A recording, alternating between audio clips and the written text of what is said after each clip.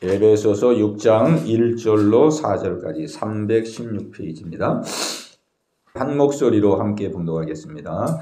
자녀들아, 주 안에서 너희 부모에게 순종하라. 이것이 옳으니라. 내 아버지와 어머니를 공경하라. 이것은 약속이 있는 첫 계명이니 이로써 내가 잘되고 땅에서 장수하리로다. 또 아비들아, 너희 자녀를 노엽게 하지 말고 오직 주의 교훈과 훈계로 양육하라. 아멘. 예, 우리 하나님은 우리의 가정을 축복하시길 원하십니다. 가정 자체가 하나님 만드신 거거든요.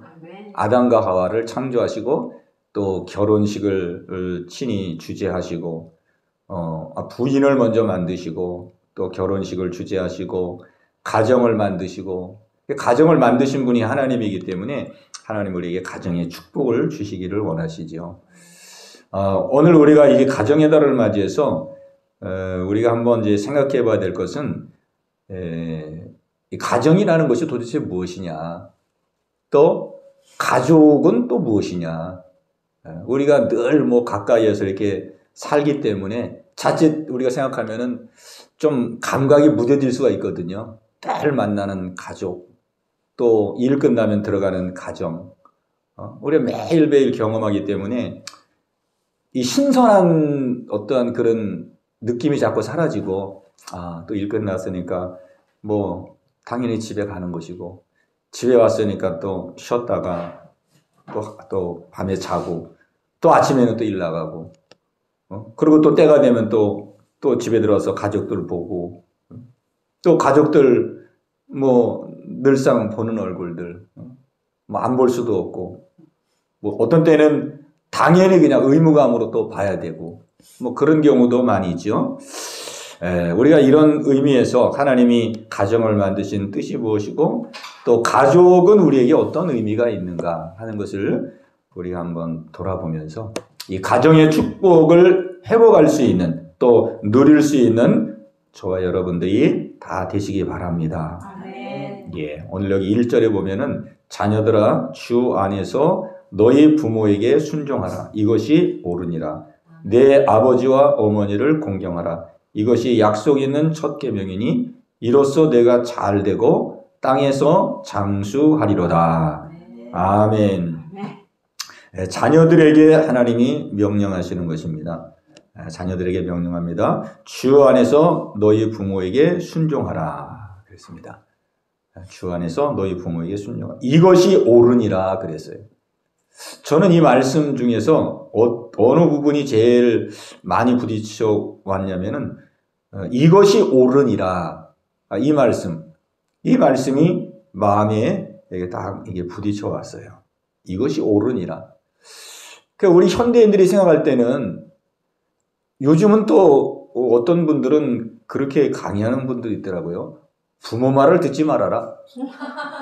그런 분들이 더러 많더라고요. 부모 말 들으면 성공 못한다. 부모 말 듣지 말아라. 부모에게 반항해야 된다. 네가 원하는 대로 해야 된다. 그렇게 해서 뭐 실수도 하고 넘어지기도 하고 뭐 방황도 하고, 그렇게 해야지 부모 말씀 듣고 그냥 맨날 그냥 부모 품 안에서 그냥 조심 이렇게 자라나는 그 사람들은 큰 성공을 할 수 없다는 거예요. 네. 그런 강의 집사님 들어보셨어요? 아니요. 네, 저는 몇 번 들어봤거든요. 네. 좀 이제 튀는 강의 한다 그러면서 부모에게 순종하지 말고 부모에게 반항하라, 소신대로 살아라, 뭐 이렇게 가르쳐요. 네. 뭐 거기에도 일면에 의미가 없는 건 아니지만은 너무 좀 과격하잖아요. 근데 뭐 말은 안 해서 그렇지 요즘의 흐름이 다 그렇잖아요. 자녀들이 뭐 부모에게 순종하는 그런 자녀들이 뭐 몇이나 있겠습니까? 다 자기 생각, 자기 뜻대로 그렇게 하죠. 그런데 오늘 중요한 것은, 오늘 하나님께서 자녀들아, 주 안에서 너희 부모에게 순종하라. 이것이 옳으니라 그랬어요. 이것이 옳으니라. 그러니까 우리가 이 성경 말씀을 대할 때, 우리 성경 하나님의 말씀이잖아요. 하나님의 말씀. 하나님은 주권자시고 생명의 근원이시고 생사복을 주관하시는 분인데, 이 하나님의 말씀은, 하나님이 옳다 그러면은 어떤 겁니까? 옳은 거거든요. 하나님 옳지 않다. 그거 옳지 않은 거예요. 그러니까 하나님은 기준이 간단합니다. 뭐 우리는 이건 이래서 이렇고 저렇고 이것은 그래도 내가 볼 때 이래서 좋은 것 같고 이래서 맞는 것 같고 이래서 이게 합당하고 아무리 그래봐야 하나님께서 이거는 옳지 않느니라 그러면 옳지 않는 거거든요. 네? 하나님이 까맣다 그러면 까만 거예요. 네. 하나님이 하얗다 그러면 하얀 거거든요. 네. 뭐 어떻게 보면 막 북한 공산당식이죠. 북한 공산당식이에요. 예. 그럼 하나님은 절대자이기 때문에 하나님 옳다 그러면 옳은 것이고 그러다 그러면 그런 것이고 된다 그러면 되는 것이고 안 된다 그러면 안 되거든요. 우리가 아무리 그냥 막 된다 그래봐야 하나님이 성경이 안 된다 그런 것은 아무리 해봐도 안 되는 거거든요.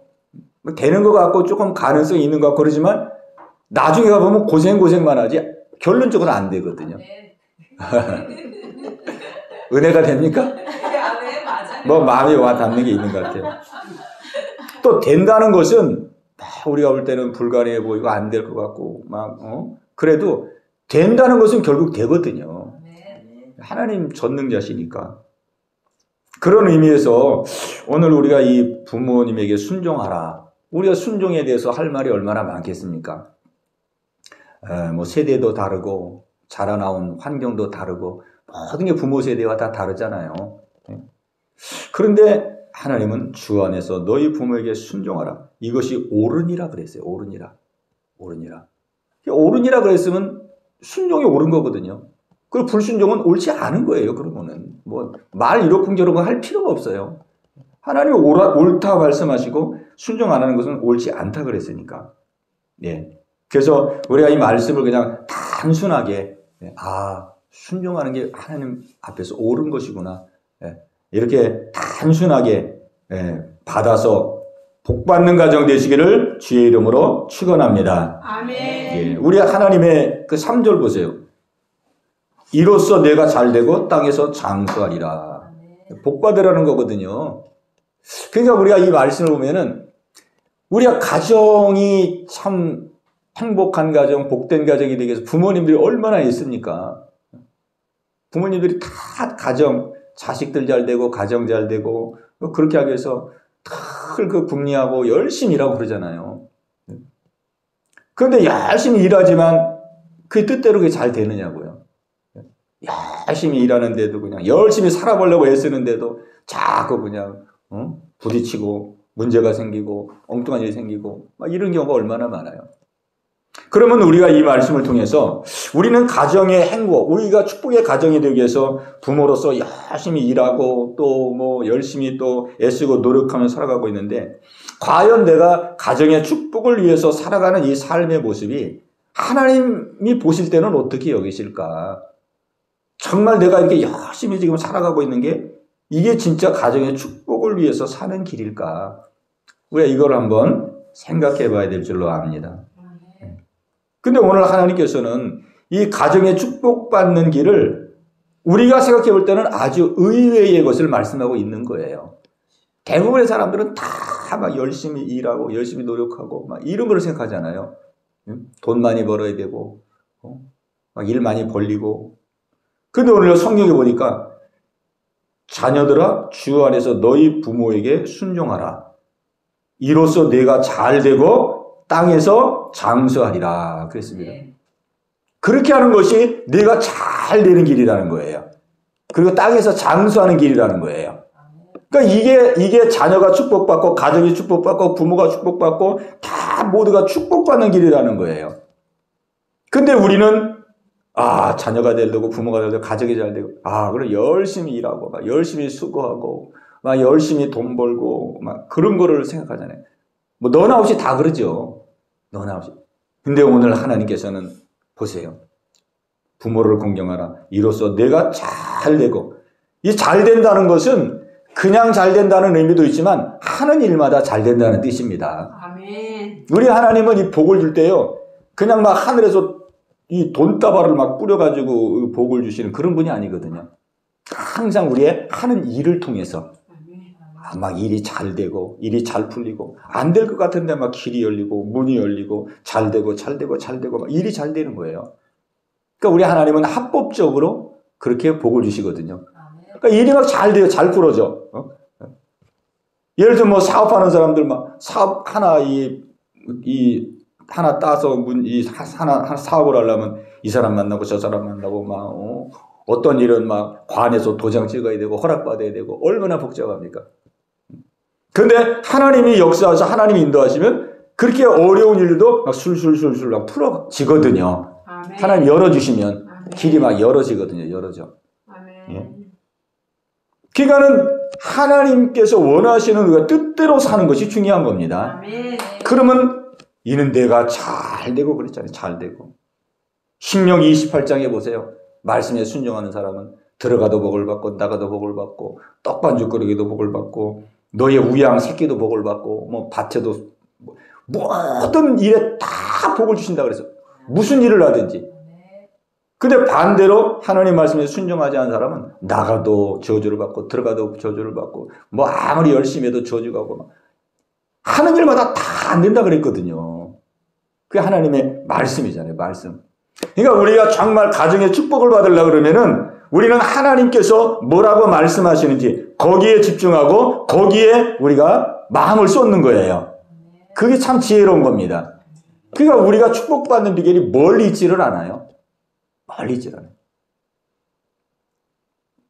하나님이 우리에게 부모님을 주셨고 또 부모님은 항상 우리 가까이에 있고 어떤 분이 그러더라고요. 사람들이 죽은 부모님에 대해서는 효자 아닌 사람이 없대요. 예, 뭐 자기 부모님에서 막 어쩌고 저쩌고 부모님만 생각하면 내가 마음이 아프고 마음이 막 애리고 죽은 부모에 대해서는 불효자가 하나도 없대요. 근데 산 부모에 대해서는 어떻습니까? 또 다르잖아요. 산 부모에 대해서는 산 부모는 거꾸로죠. 효자가 별로 없는 거예요. 근데 우리 하나님은 부모가 살아있을 때 주 안에서 자녀들아 주 안에서 너희 부모에게 순종하라. 이것이 옳으니라. 내 아버지와 어머니를 공경하라. 이것이 약속 있는 첫 계명이니 그랬어요. 약속이. 이 말씀은 무슨 말이냐면은 10계명이 있는데 10계명 중에 5번째 계명이 부모를 순종하라. 부모에게 공경하라. 그 계명이에요. 5번째 계명. 그런데 그 10계명 중에서 축복의 약속이 붙어있는 계명이 오직 하나입니다. 하나. 부모를 공경하라. 그리하면 네가 잘되고 장수하리라. 오직 이 한 계명만 이 축복의 약속이 붙어져 있어요. 그걸 말씀하는 거예요. 지금 성경이. 봐라. 10계명이 있는데 오직 5째 계명 부모를 공경하라는 이 계명에만 축복의 약속이 붙어있지 않느냐. 그만큼 이 계명이 중요하다 그거죠. 왜 이 계명이 이렇게 중요할까? 중요하죠. 이제 이걸 한 걸음 더 나아가면은 왜 부모에게 순종하라 그럴까? 여기에는 하나님 뜻이 있습니다. 이 부모는 하나님이 우리의 생명을 이 땅에 보낼 때 생명을 보내는 통로로 부모님을 사용하거든요. 부모님을 통해서 우리가 이 땅에 오거든요. 그러니까 부모는 하나님이 우리를 보내는 일에 사용하는 하나님의 통로예요.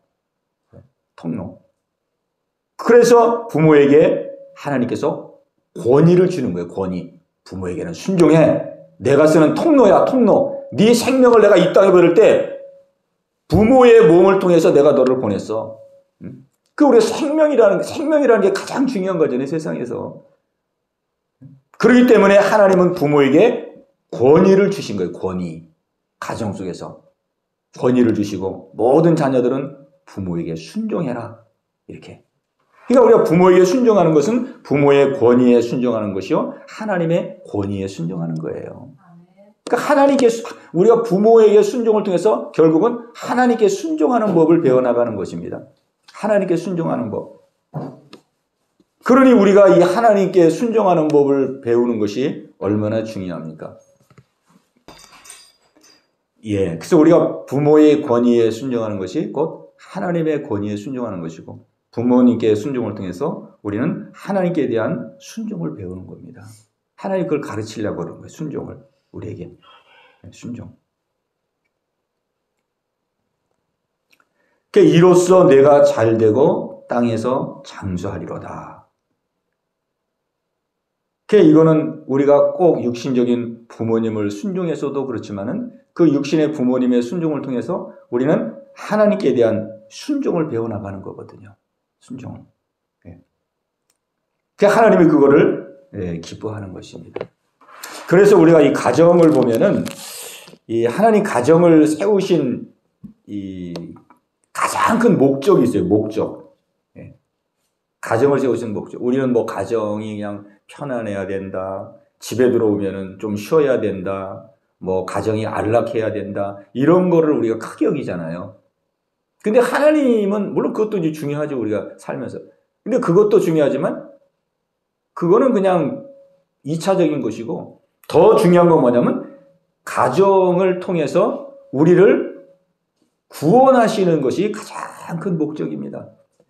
그리고 구원받은 백성이 성화를 이루어 가도록 하시는 것이 가장 큰 목적이에요. 그게 가정을 세우시는 목적이에요. 가정. 그래서 가정은 원래 어려움이 많도록 원래부터 그렇게 계획이 돼 있어요. 원래부터 계획이 가정이 막 편안하고 아무 문제가 없고 그냥 늘 안락하고 그냥 뭐 서로 항상 기쁘고 그렇게 계획돼 있지를 않습니다. 그거는 천국이죠. 우리 천국 가서 그렇게 누리는 거예요. 우리는 천국 가기 이전에는 우리는 구원을 받아야 하는 죄인이거든요. 구원받아야 될 죄인이고 우리는 깎아져야 되고 다듬어져야 되고 성화를 이루어 가야 될 우리는 부족한 사람들이기 때문에 천국 가면 그렇게 삽니다. 하나님이 그렇게 하시죠. 그러나 이 땅에 있을 때까지는 그것이 하나님 기뻐하는 게 아니거든요. 어쨌든 우리가 구원에 이르고 성화에 이르도록 하는 것이 하나님 기뻐하는 뜻입니다. 예. 그러니까 가정을 보세요. 가정. 그래서 가정은 처음부터 하나님께서 가정을 만들 때에 그냥 단순히 편안하고 아무 문제가 없고 그냥 안락하고 그렇게 만든 것이 아니라 가정 속에는 적당한 어려움이 있고 또 적당한 갈등도 있고 또 적당한 문제도 있고 하나님이 그렇게 만들어서 왜? 그런 걸 통해서 가족 한 사람 한 사람이 고통 속에서 하나님을 찾게 되고 하나님께 나오게 되고 구원을 얻게 되고 또 구원 얻은 사람이 이제 성화를 이뤄가게 되고 가족 속에서 부딪히고 뭐 이렇게 부침과 어려움을 통해서 자신의 모습을 보게 되고 성화를 이뤄가게 되고 성숙을 이뤄가게 되고 그렇게 되는 거거든요. 그러니까 우리가 가정에 막 문제가 있고 어려움이 많고 환난이 많고 풍파가 많다 그래가지고 야, 왜 이렇게 우리 가정은 이렇게 힘들고 어렵고 이런가? 왜 우리 가정 어떤 사는 거잖아요. 막 왜 우리 가정은 콩가루 가정이고 왜 이렇게 항상 문제만 오고 이렇게 우리는 이렇게 살아야만 되나? 원래 가정에는 고난이 많은 거예요. 그 속에서 하나님이 하시려고 할 뜻이 있기 때문에 구원을 이루어 가야 되기 때문에 구원받지 못한 백성이 편한 것은 그거는 축복이 아니거든요. 구원받지 못한 백성이 인생이 편안하다? 그거는 축복이 아니에요. 구원받지 못한 백성들에게는 자꾸 어려움이 와야 됩니다. 또 이렇게 살아가다 또 풍파가 오고 또 살아가다 문제가 오고 또 살아가다 사건도 오고 왜? 그런 걸 통해서 자꾸 하나님을 찾게 되고 하나님을 의지하게 되는 거예요. 하나님이 축복의 통로를 여는 거거든요. 여는 거예요. 그게 없으면은 사람은 절대로 하나님께 나아갈 수가 없고 구원받지 못하는 거예요. 그러니까 하나님 가정에 자꾸 때려 편안하다가도 또 풍파를 권하고 또 편안하다가 또 문제가 타오고 또 좀 이렇게 숨쉴만 하면 또 일이 생기고 자꾸 그러는 거예요. 그게 하나님이 우리를 구원하시는 또 구원받은 백성이 계속 거룩한 성화를 이루어 가도록 하나님 우리를 이끌어 가시는 겁니다. 네. 그러니까 우리는 너무 편안한 가정들을 부러워할 필요가 없어요. 부러울 필요가 없어요. 우리 연예인들 보면 얼마나 부러워요. 막 연예인들 막 결혼식 할 때 막 대단하잖아요. 대단해. 그리고 결혼식하고 이제 신혼 때 되면 막 텔레비에 나와요. 뭐 신혼 어디 신혼여행 가가지고 뭐 또 어떻게 신혼집을 차려놓고 뭐 아내가 또 어떻게 막 꾸미고 뭐 남편 밥 차려주고 그런 거 TV에서 보여주잖아요. 그러면 보는 사람들이 전부 부러운 거예요. 야, 어쩌다가 저 사람은 저런 복을 받아가지고 저렇게 살고 나는 어쩌다가 나는 왜 그냥 이 정도밖에 안 되나? 그러면서 이제 위로를 받잖아요. 위로를 받아. 그런데 이제 그렇게 하다가 한 달, 두 달 가고 6개월 가고 1년 가고 좀 세월이 가다 보면 또 뉴스에 그 사람들이 나오는 거예요. 그 사람들이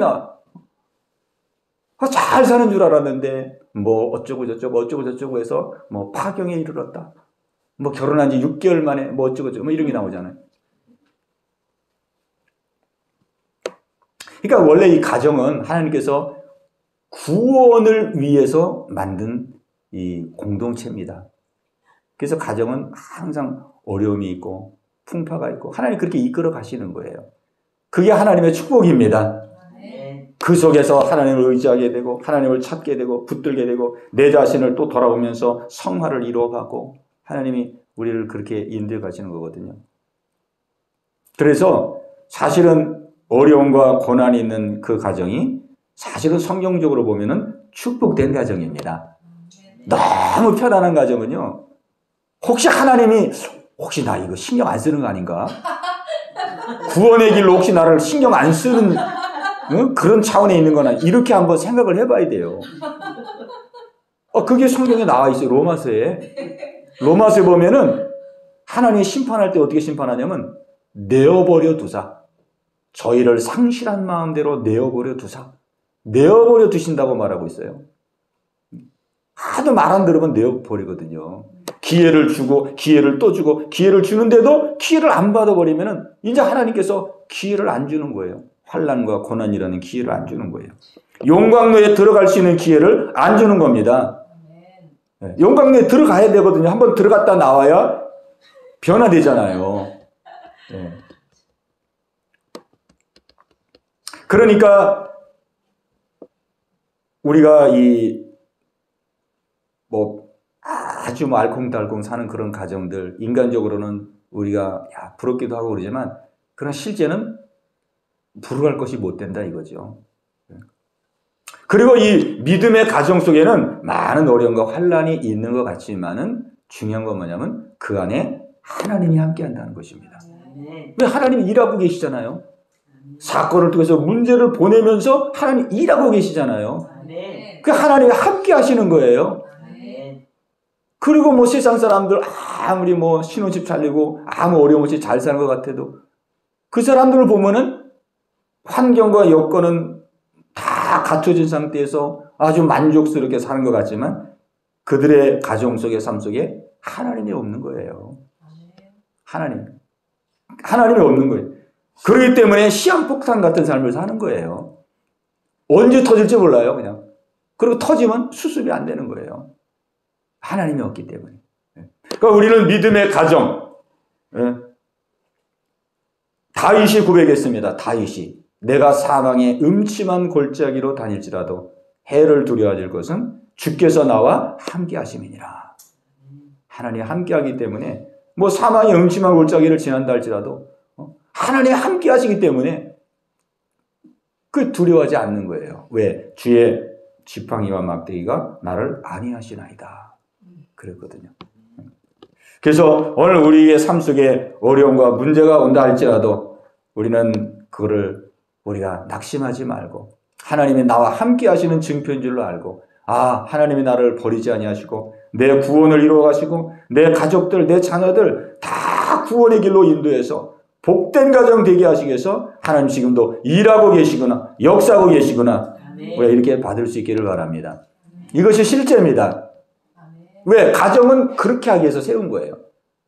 또 가정은 그렇게 하기 위해서 세웠기 때문에 가족이라는 의미도 굉장히 의미가 큰 거예요. 가족 한 사람 한 사람은 우리에게 꼭 필요한 구원을 이루는데 꼭 필요한 멤버거든요. 가족은. 그래가지고 항상 평생 우리와 살도록 가족으로 이렇게 엮어놓은 거예요. 뭐 마음에 드는 사람도 있고 안 드는 사람도 있고 뭐 다 그렇지만은 하나님께서 가족 한 사람 한 사람을 하나님께서 어떤 의미로 말하면 하나님이 이렇게 팀을 짜놓은 거예요. 우리 경기 보면은 뭐 축구 선수 11명 팀을 짜잖아요. 그런 것처럼 가족도 그냥 뭐 살다 보니까 이렇게 가족이 생긴 게 아니고 하나님의 인도 속에 구원을 이루어가기에 가장 합당하도록. 근데 구원을 이루어가기에 가장 합당한 것은 고난이 많다는 것입니다. 한마디로 말하면. 왜? 사람은 고난을 통과하지 않으면 구원에 이르지 못하기 때문에. 그러니까 정말 성경에 보세요. 믿음의 선조들의 모든 믿음의 가정들 보세요.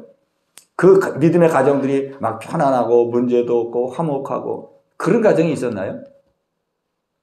뭐 그런 가정도 좀 안 찾아봤는데 뭐 있겠죠. 그러나 거의 보면은 다 믿음의 가정들이 어려움이 많았어요. 요셉의 가정도 보면은 아버지는 요셉을 사랑하고, 그죠? 아버지가 요셉을 막 편애했어요. 그러니까 형들은 요셉을 다 싫어했어요. 아버지도 싫어했어요. 그래서 형제들 간에도 안 좋고, 또 아버지와 또 큰 형들 간의 관계도 안 좋고, 가정이 그랬어요. 다윗의 가정도 그랬어요. 부모들이 다윗 안 좋아했어요. 형들도 다윗 안 좋아하고. 그러니까 가정 분위기가 늘 안 좋았죠. 그러니까. 근데 그런 가정 분위기 속에서 다윗이 나오고 그런 가정 분위기 속에서 요셉이 만들어지는 겁니다.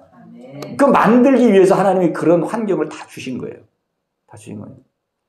그러니까 우리가 우리의 가정 속에 하나님께서 지금도 놀라운 구원을 이루어가고 계시고 또 성화를 이루어가고 계시다는 이 사실을 우리가 꼭 마음에 기억할 수 있기를 바랍니다. 아멘. 예.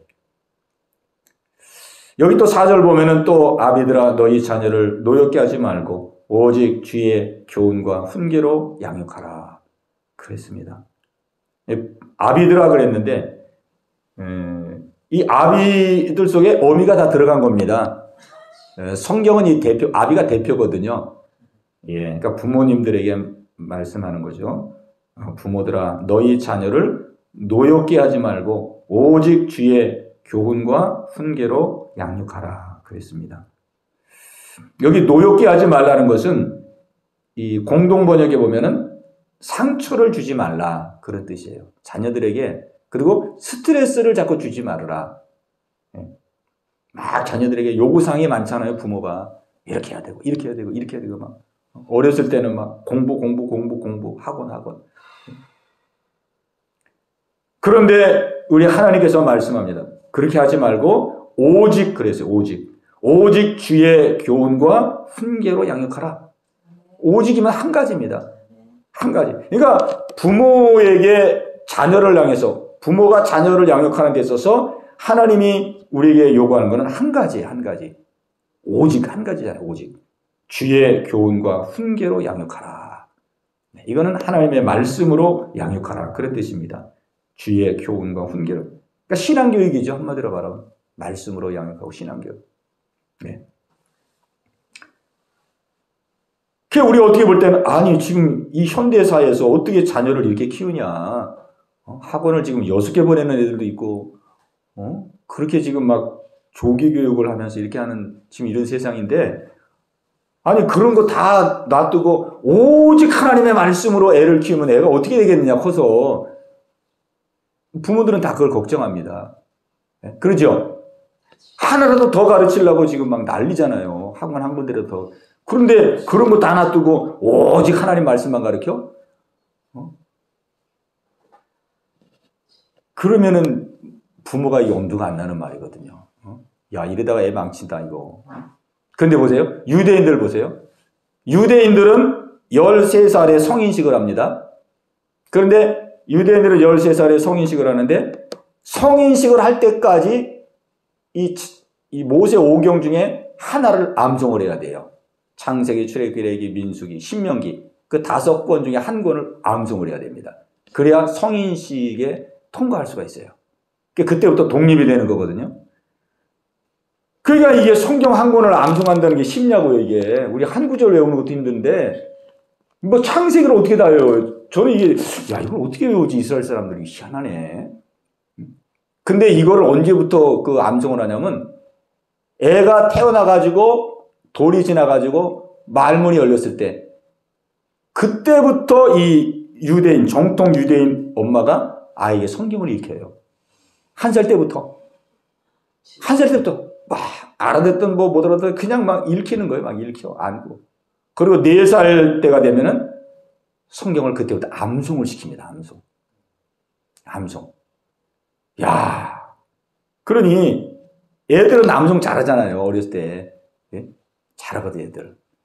안 들은 것 같은데 다 듣고. 물으면 다 기억하고.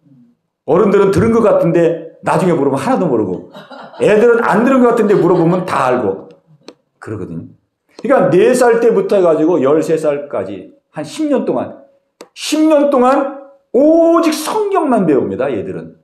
일반 교육을 안 가르쳐요, 13살까지는. 오직 성경. 이 속에 다 들어있잖아요. 네. 그러니까 일반 사람들이 보면, 야, 저 사람들 성경만 배워가지고 어떻게 사회생활하고, 어떻게 이 현대, 이 사회에 어떻게 적응할까? 근데 유대인들은 적응 잘합니다. 13살까지 막 성경만 파고, 13살 때 성경 한 권을 그냥 암송하고, 그리고 13살 이후부터 일반 학문을 배워요. 그런데도 아무 문제가 없어요. 그 세상이 증명하잖아요. 유대인들이 모든 분야에 전부 다 그냥 주도권을 잡고 있잖아요. 영화계, 언론계, 모든 분야의 주도권. 그러니까 하나님 말씀대로 순종하면은 복을 받는 겁니다. 또 너희 아비들아, 너희 자녀를 노엽게 하지 말고 오직 주의 교훈과 훈계로 양육하라 그랬어요. 오직입니다. 오직. 그래서 유대인들은 이 말씀을 그대로 믿어요. 오직이라고 그랬으니까 다른 거 하면 안 되거든요. 그냥 하나님의 말씀 외우고 암송하고 오직 주의 교훈과 훈계로 양육하라. 그러니까 여기서 오직은 한 가지지만은 이 한 가지는 결국 모든 것입니다. 아멘. 이 한 가지 하는 게 모든 걸 다 하는 거예요. 아멘. 막 이것 따고 저것 따고 이게 아니고 한 가지를 하면은 다 하는 겁니다. 왜 그러냐면 아까도 권사님 말한 것처럼 하나님을 경외하는 것이 지혜의 근본이거든요. 막 말씀을 암송하고 막 지혜가 막 열리는 거예요. 지혜가 열리고 막 지혜가 열리고 그러니까 그 지혜를 가지고 일반 공부를 하니 얼마나 그냥 다른 사람보다 깊은 이해도가 있겠습니까? 어렸을 때부터 막 지혜가 열리는데 1살 때부터 4살부터 막 성경 외우면서 하나님 주신 막 지혜가 쌓이는데 어떤 분야를 봐도 다른 사람이 보지 못하는 그 안목과 그 통찰력과 이런 걸로 그걸 막 해내는 거예요. 그게 막 노벨 평화상, 금융계, 영화계, 언론계, 방송계 모든 분야를 그냥 다 석권하고 있잖아요. 근데 중요한 것은 우리가 실생활 속에 이렇게 안 한다는 거죠. 하나님이 이렇게 복을 주시려고 그러는데 그냥 내 방법대로 복을 받으려고 그러는 거예요. 내 방법대로 자녀를 축복되게 하고 내 방법대로 가정이 축복되게 하고 내 방법대로 내 인생을 축복되게 그렇게 하려는 거예요. 오늘 우리는 하나님의 방법을 우리가 순종할 수 있기를 바랍니다. 이 가정의 달을 맞이해서 우리 하나님 가정에 축복을 주시기를 원하시거든요. 복을 주시기를 원하시고 그러니까 하나님은 모든 사람들이 다 복을 받을 수 있도록 가장 우리가 사실은 뭡니까? 우리 모든 사람이 할 수 있는 그런 걸 제시하고 있어요. 우리 할 수 있는.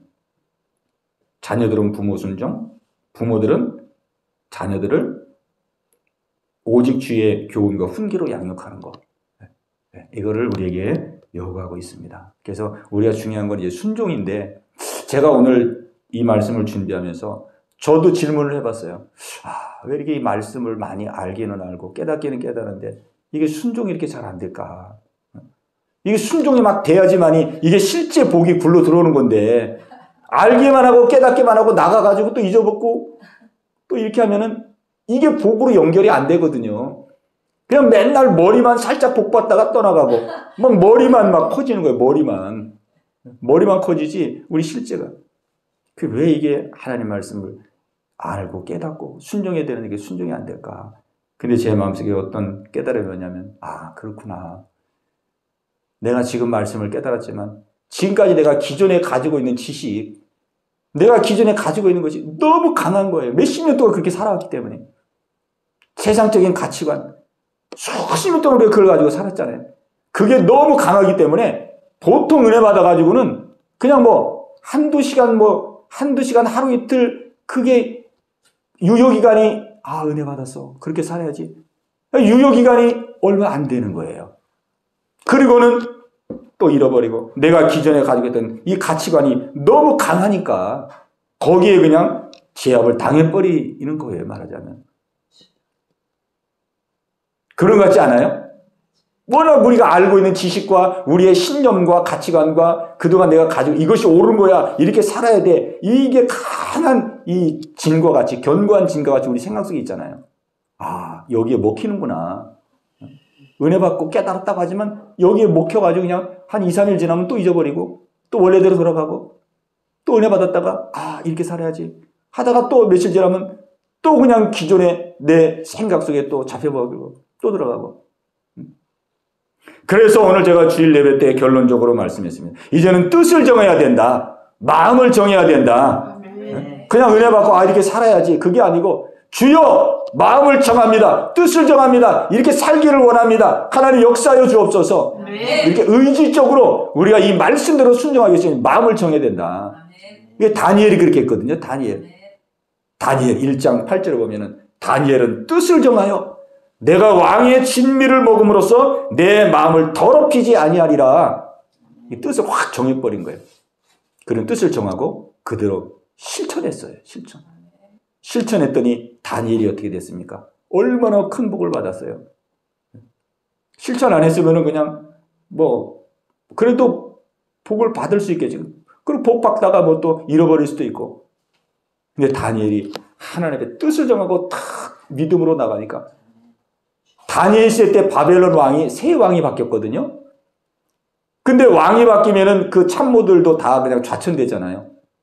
근데 다니엘은 왕이 바뀌어도 항상 왕궁의 참모 역할을 했어요. 3명의 왕이 바뀔 때까지.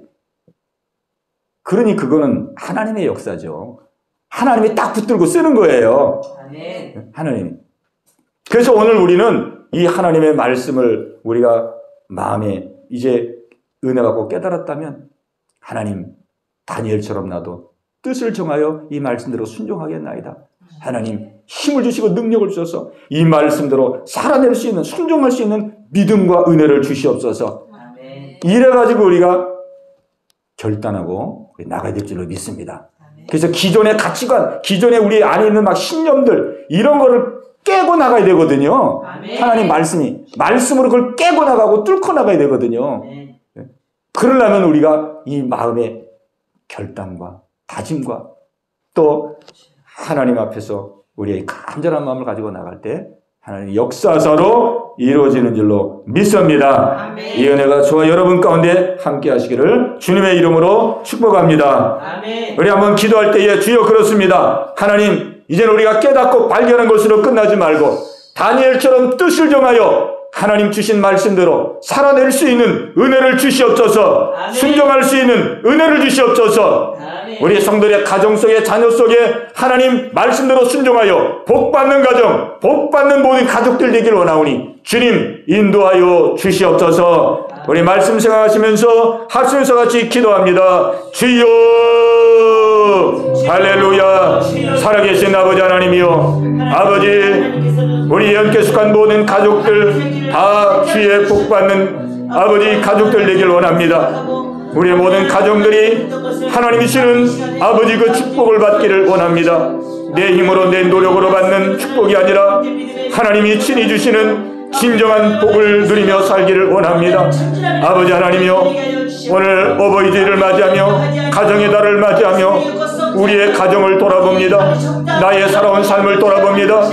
내가 자녀들을 어떻게 양육했으며 내가 부모를 어떻게 대해왔는지, 하나님 보실 때 나의 삶이 어떠한 삶이었는지 하나님 돌아보며 기도합니다. 아버지 우리의 삶이 새로워지기를 원합니다. 나만 땀 흘려 수고하고 나만 열심히 산다고 되는 것이 아니라 하나님의 복을 받아야 되겠습니다. 하나님의 축복을 받아야 되겠습니다. 아버지 부모를 순종하라 하시고 아버지 자녀를 말씀으로 양육하라 주님 말씀했습니다. 오늘 이 말씀이 우리의 마음 가운데 심겨지게 하여 주옵소서. 하나님, 이 말씀을 부여잡을 수 있는 저희들 되게 하여 주옵소서. 이제는 아버지 깨닫는 것으로 끝나는 것이 아니라 하나님, 다니엘과 같이 뜻을 정하고 마음을 정하고 아버지 이 말씀대로 살아낼 수 있는 저희들 되기를 원합니다. 작은 일부터 순종하기를 원합니다. 아버지 하나님이여, 정말로 하나님 한 걸음씩 한 걸음씩 조금씩이라도 하나님의 뜻을 향하여 하나님 아버지 순종하고 나가는 저희들 되기를 원합니다. 하나님 역사하여 주옵소서. 아버지, 그리하여 세월이 흘렀을 때에 하나님 주님이 순종하는 자 속에 어떻게 역사 있는지를 우리가 하나님 경험하게 하시고 간증하게 하시고 하나님의 영광을 선포할 수 있는 하나님 저희들 모두가 되게 하여 주옵소서. 아버지, 우리의 자녀들을 축복하여 주옵소서. 우리의 자녀들이 다 믿음의 자녀들이 되게 하여 주옵소서. 하나님을 경외하는 자녀들 되게 하여 주옵소서. 우리의 가족들이 다 예수 믿고 구원 얻는 귀한 가족들이 되게 하여 주옵소서. 이 일을 위하여 우리의 가정을 아버지 세우셨고 이 일을 위하여 우리의 가족들을 하나님 허락하여 싸우니 아버지 하나님이여, 이 일이 아름답게 가정 속에서 이루어질 수 있도록 성령님 역사하여 주시옵소서. 아버지 역사하여 주시옵소서.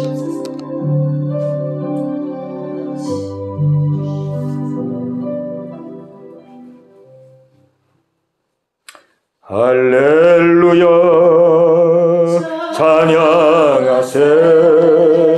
내 모든 죄 사함받고 주 예수와 동행하니 그 어디나 하늘나. 할렐루야 할렐루야 찬양하세. 내 모든 죄 사함받고 주 예수와 동행하니 그 어디나 하늘나라. 아멘. 하나님 아버지 감사합니다. 저희들의 모든 가정들이 다 하나님 안에서 복된 가정 되기를 원합니다. 아버지의 뜻을 따를 수 있는 우리의 가정이 되기를 원합니다.